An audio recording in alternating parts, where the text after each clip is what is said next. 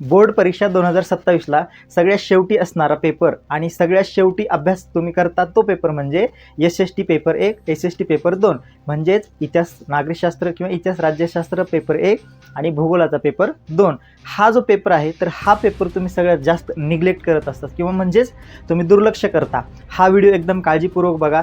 कमी वेळामध्ये तुम्हाला जास्त फायदा करून देणारा हा सब्जेक्ट आहे. म्हणजेच तुमचा जो स्कोर आहे 95 असेल किंवा 90+ असेल, 96, 97 असतील, ह्या स्कोरमध्ये हेल्प करण्यासाठी हा जो सब्जेक्ट आहे तर खूप हेल्पफुल असणार आहे. का तर हा टोटल 100 मार्काचा जो पेपर आहे तर त्या 100 पैकी तुम्हाला कमीत कमी 90 आणि जास्तीत जास्त 95 म्हणजेच 95, 96 मार्क्स पडत असतात.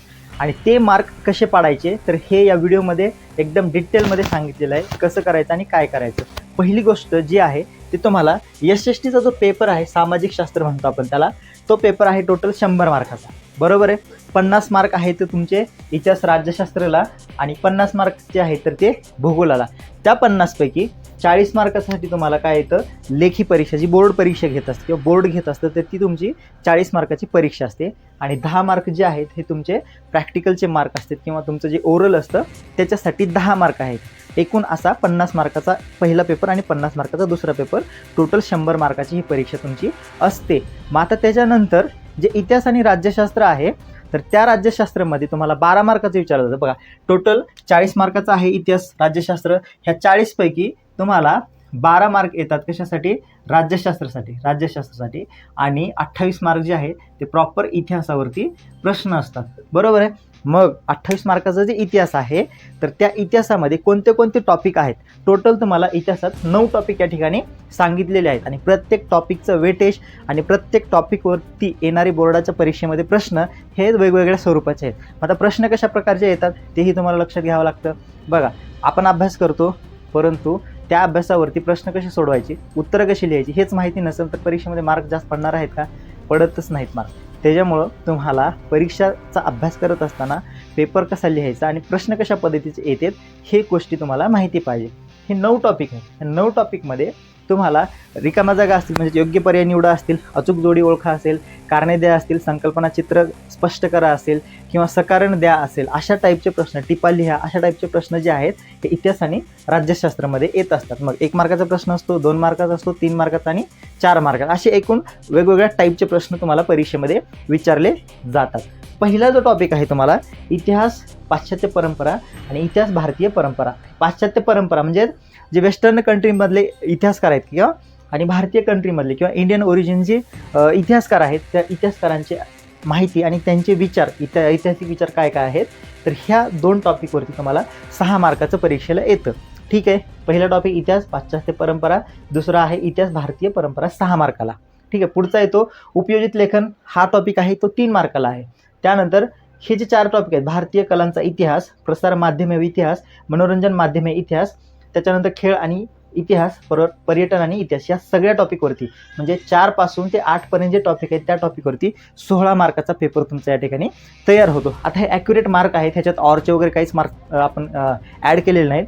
तर हे सगळ्यात जास्त वेटेज असलेले हे 4 टॉपिक आहेत ज्याच्यावरती 16 मार्काचा प्रश्न येतो. 4 मार्काला हे प्रश्न या टॉपिकवरती प्रश्न विचारले वेगवेगळ्या टाईपचे असतील. रिकाम्या जागा म्हणजे योग्य पर्याय निवडा असतील, चुकीची जोडी ओळखा असेल, कारणे द्या असतील, टिपा लिहा असतील, सविस्तर उत्तरे लिहा असतील, संकल्पना चित्र स्पष्ट करा असेल, हे सगळं स्टेप बाय स्टेप तुम्हाला काय करायचं आहे. त्यानंतर येतं ऐतिहासिक ठेव्यांचे जतन, याच्यावरती 3 मार्काचा प्रश्न यावरती विचारले जातात. बघा, एकूणच प्रत्येक टॉपिकला 3, 4, 3, 4, 3, 4 अशा टाईपचं काय तुम्हाला वेटेज आहे. त्यामुळं सगळे टॉपिक्स चांगल्या पद्धतीनं काय करायचे आहेत, अभ्यास करायचा आहे. व्हिडिओच्या शेवटी तुम्हाला अभ्यास कसा करायचा आणि अभ्यासात कमी वेळात जास्त आउटपुट कसं आणायचं हे सांगतो. तोपर्यंत काय करा, व्हिडिओला लाईक करा, मित्रांना शेअर करा, अजून जर चॅनलला सबस्क्राईब केलं तर चॅनलला सबस्क्राईब करा. हे झालं इतिहासाचं. परत एकदा रिवाईज करतो.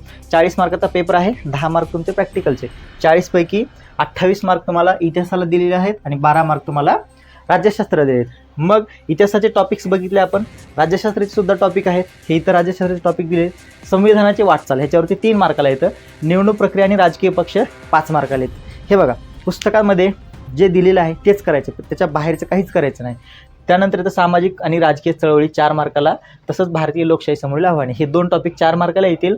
निवडणूक प्रक्रिया, राजकीय पक्ष 5 मार्काला येईल. संविधानाची वाटचाल 3 मार्क येईल. अशा टाईपचे तुम्हाला सिलेबस आहे इतिहासाचा आणि राज्यशास्त्राचा, ज्याच्यावरती तुम्हाला 3 मार्क 4 मार्कपैकी एक टॉपिक परीक्षेला विचारला जातो. मग वेगवेगळ्या टाईपचे त्याच्यावरची प्रश्न असतात. हा पार्ट 1 झाला. कशाचा? SST पार्ट 1 झाला, तो इतिहास आणि राज्यशास्त्र. अगदी सेम. आता बघा, इतिहास आणि राज्यशास्त्रपैकी आणि भूगोलापैकी, 3 पैकी जे 2 पेपर आहेत, राज्यशास्त्र तुम्हाला आणि भूगोल तुम्हाला, तर ह्या 2 पैकी सगळ्यात सोपा जो पेपर आहे आणि तो म्हणजे भूगोलाचा पेपर आहे. का? तर तुम्हाला 40 मार्कासाठी इथं किती टॉपिक, हे 9 आणि हे 5, 14 टॉपिक अभ्यास करायचे पेपर 1ला 40 मार्कासाठी. परंतु पेपर 2मध्ये 40 मार्कासाठी 9 टॉपिकचा अभ्यास करायचा आहे आणि एकदम सिस्टमॅटिक पद्धतीनं आहे. आता लक्ष द्या, इतिहास राज्यशास्त्र झालं, क्लिअर असेल तर कमेंट करा. त्याच्यानंतर हे जे टॉपिक आहेत, कोणते कोणते? लोकसंख्यापासून पर्यटन, वाहतूक, संदेशवहन, त्यानंतर स्थान विस्तारपासून नैसर्गिक वनस्पतीपर्यंत, आणि हा एक टॉपिक. बघा, आता प्रश्न भूगोलाचा पेपर 40 पैकी 40 मार्क ऑटोमॅटिक पडत असतात. एकदम सिंपल, म्हणजे रोज तुम्ही 15 ते 20 मिनिट दिला तर. का? क्षेत्रभेटीवरती 100% प्रश्न असतो तुमचा. शेवटचा जो 4 मार्काचा प्रश्न आहे तो क्षेत्रभेटीवरती 100% प्रश्न असतो. त्याच्यावरती प्रश्न येणार म्हणजे येणार. किती मार्कासाठी प्रश्न विचारते? क्षेत्रभेटी या टॉपिकवरती किती मार्काला प्रश्न विचारतात? 5 मार्काला. मग ती चुकीची जोडी ओळखा असेल तिकडं, योग्य पर्याय निवडा असा असेल, आणि शेवटचा जो आहे सविस्तर उत्तर आहे तो मोठा प्रश्न, त्याच्यावरती सुद्धा प्रश्न विचारला जातो. ठीक आहे. मग त्यानंतर येतो तुमचे स्थान व विस्तार 6 मार्काला आहे, प्राकृतिक रचना व जलप्रणाली 6 मार्काला आहे, हवामान 6 मार्काला, नैसर्गिक वनस्पती व प्राणी 7 मार्काला. असे एकूण हे जे 4 टॉपिक आहेत 2 पासून 5 पर्यंत, हे सगळे कोणत्या भूगोलामध्ये येतात? प्राकृतिक भूगोलामध्ये येतात, फिजिकल जॉग्राफीमध्ये येतात. मग आता जो 10वीचा भूगोल आहे त्या भूगोलामध्ये तुम्हाला भारत आणि ब्राझील या 2 देशांचा तुलनात्मक अभ्यास करायचा आहे. मग स्थान विस्तार भारताचा असेल, ब्राझीलचा असेल, त्यानंतर प्राकृतिक रचना आणि जलप्रणाली ब्राझीलची असेल, भारताची असेल, त्यानंतर हवामान, भारताचं हवामान आणि ब्राझीलचं हवामान, ह्या 2च देशांचा तुम्हाला तुलनात्मक अभ्यास करायचा. एकदम वास्ट अभ्यासक्रम नाही तुमचा, एकदम सिंपल अभ्यासक्रम आहे. 2 देशांची तुलना आहे, त्या 2 देशांची माहिती तुम्हाला लक्षात ठेवायची आहे. नैसर्गिक वनस्पती आणि प्राणी, कुठली नैसर्गिक वनस्पती? ब्राझीलची नैसर्गिक वनस्पती असेल किंवा भारताची नैसर्गिक वनस्पती असेल, या 2च देशांचा तुम्हाला अभ्यास करायचा आहे. हे प्राकृतिक भूगोलाचे टॉपिक होते. आता लोकसंख्या भूगोल किंवा मानवी भूगोलाचे टॉपिक्स कोणते कोणते आहेत? तर लोकसंख्या आहे, मानवी वस्ती आहे, हे 8 मार्काला 2 टॉपिक, अर्थव्यवस्था आणि व्यवस्थापन 6 मार्काला, त्यानंतर पर्यटन, वाहतूक आणि संदेशवहन हे 8 मार्काला टॉपिक आहे. मग हे जे टॉपिक आहे ते 3, 6, 7, 8, 9 म्हणजे हे 4 टॉपिक आहेत तुम्हाला मानवी भूगोलाचे. वरचे 4 टॉपिक आहेत ते प्राकृतिक भूगोलाचे, आणि वर राहिलेला एक पहिला जो टॉपिक आहे क्षेत्रफळ, हा प्रात्यक्षिक भूगोल म्हणजे प्रॅक्टिकल जॉग्राफीचा हा टॉपिक आहे. सगळ्यात जास्त वेटेज बघा, लोकसंख्यावरती सगळ्यात जास्त प्रश्न येतात, मानवी वस्तीवरती सगळ्यात जास्त प्रश्न आहेत, पर्यटन, वाहतूक, संदेशवहनवरती सगळ्यात जास्त प्रश्न आहेत. म्हणजे 8 मार्काला हे 3 टॉपिक आहेत. या टॉपिकमधून सगळ्यात जास्त प्रश्न परीक्षेला येत असतात. ठीक आहे. मग आता ह्या व्हिडिओची सगळ्यात महत्त्वाची गोष्ट म्हणजे की हे सगळं वेटेज झालं. मग अभ्यास कसा करायचा किंवा कमी वेळात जास्त आउटपुट कसं करायचं, परीक्षेत मार्क कसे पडायचे, त्याला फक्त एकच गोष्ट आहे, ती म्हणजे तुमच्या पुस्तकामध्ये, भूगोलाचं सांगतो पहिले, भूगोलाच्या पुस्तकामध्ये जेवढे काही नकाशे, जेवढे काही ग्राफ दिलेले आहेत ते सगळे ग्राफ आणि नकाशे व्यवस्थित एकदम करून ठेवायचे. आणि तिसरा पॉईंट येतो तो म्हणजे तुमच्या स्वाध्यायामध्ये जेवढे काही प्रश्न दिलेले आहेत, जेवढे काही रिकाम्या जागा असतील, जोड्या लावा असतील, सकारण द्या असतील किंवा सविस्तर उत्तरे लिहा असतील, टिपा लिहा असतील, सगळे एकदम व्यवस्थित करून ठेवायचे. भूगोलाचं काय, पहिलं नकाशा व्यवस्थित करा, सगळे भारताचे असतील, ब्राझीलचे असतील, 2 देशांचा अभ्यास आहे. नकाशे पहिले नीट करा.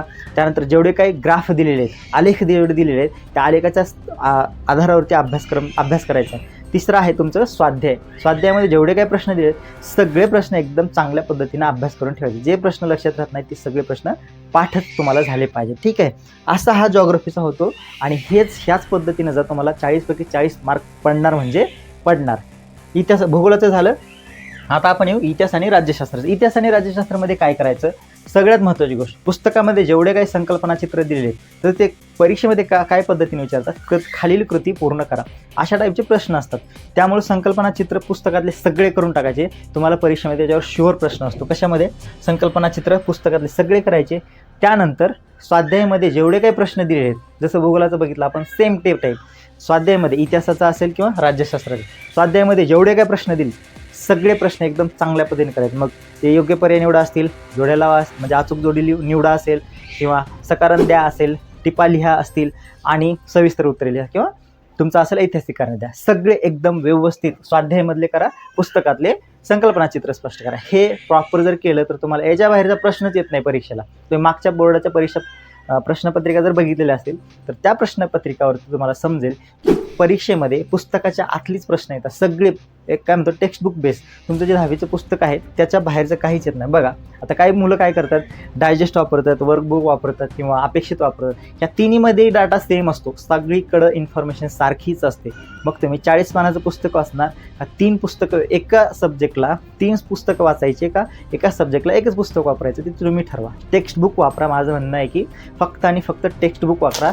त्या टेक्स्टबुकमधूनच सगळीकडं प्रश्न तेच असतात. अपेक्षितमध्ये तेच प्रश्न आहेत, वर्कबुकमध्ये तुमच्या तेच असणार आहे, डायजेस्टमध्ये तेच असणार आहे. फक्त तुम्हाला काय करायचं आहे, उत्तरं शोधायचे आहेत आणि रीडिंग चांगली करायची आहे. तुम्हाला प्रश्नांची उत्तरं लक्षात ठेवायची आहे, स्वतः प्रश्न लिहायचं, उत्तरं लिहायचं काय करायचं आहे, प्रॅक्टिस करायचं आहे. परत एकदा सांगतो, परीक्षा लिहायची आहे. तुम्हाला तोंडी उत्तर किती येते त्याच्यापेक्षा लिहायला किती चांगलं येतं हे मॅटर करतं. हा होता SSTचा पूर्ण होलसम व्हिडिओ. आपण नंतर येणाऱ्या काळामध्ये प्रत्येक विषयांचा प्रत्येक चॅप्टर काय करणार आहे, कव्हर करणार. ऑफलाईनमध्ये जसं सिस्टम असते, तुम्हाला सायन्स, मॅथ आणि इंग्लिश शिकवलं जातं, तसंच आपण या चॅनलवरती डिसेंबर महिन्यापर्यंत संपूर्ण सिलेबस काय करणार आहोत, छोट्या छोट्या पार्टमध्ये कंप्लीट करणार आहोत. एक्झाम ओरिएंटेड सगळे व्हिडिओ असणार आहेत. नो कॉमेडी, नो बकवास, ओनली आपला क्लास असेल ऑनलाईन, तोही to the point. Okay, video आलो असेल लाईक करा. नालंदा कोचिंग क्लासेस या चॅनलला सबस्क्राईब करा. भेटूयात पुन्हा एका अशा इन्फॉर्मेटिव्ह आणि एक्झाम ओरिएंटेड व्हिडिओमध्ये. तोपर्यंत धन्यवाद. Take care. Bye bye.